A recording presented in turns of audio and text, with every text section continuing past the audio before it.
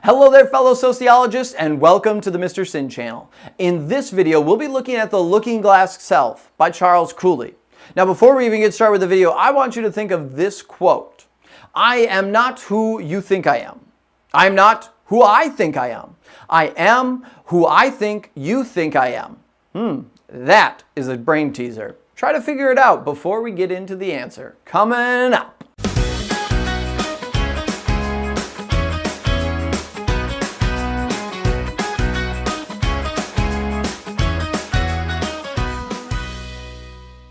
This looking glass self theory is an interesting way that we perceive who we are and how it actually impacts the creation of our own identity.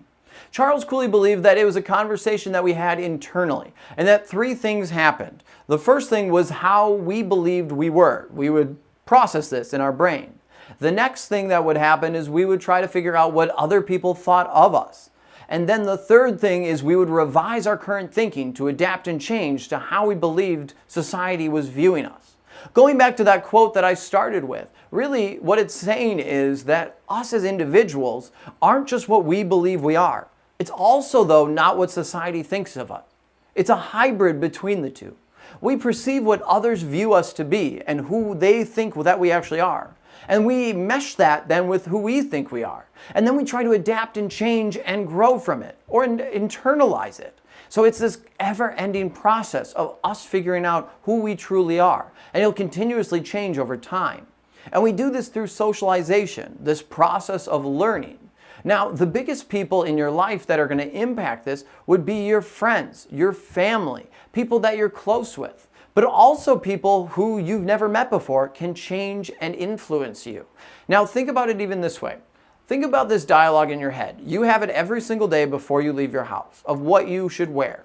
Even if you don't care what you wear, you still have it in your head. It's still happening. You go and try to figure out what to wear.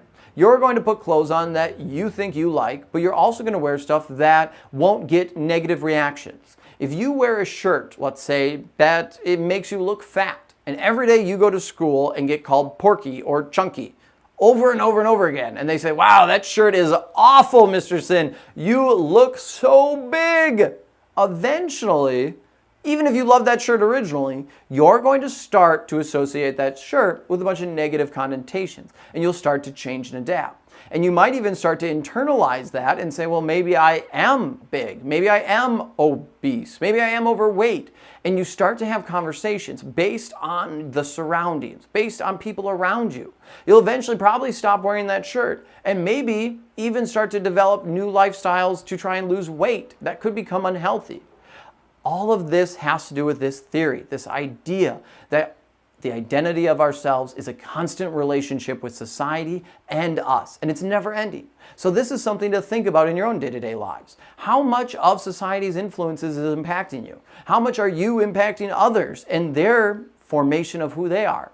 Thanks for watching this video. I hope it helped you better understand how the looking glass self views the identity of a person and how we impact both our own identity and also others. Make sure to subscribe before leaving and check out some of the other videos on the channel. I'm Mr. Sin, and until next time, I'll see you online.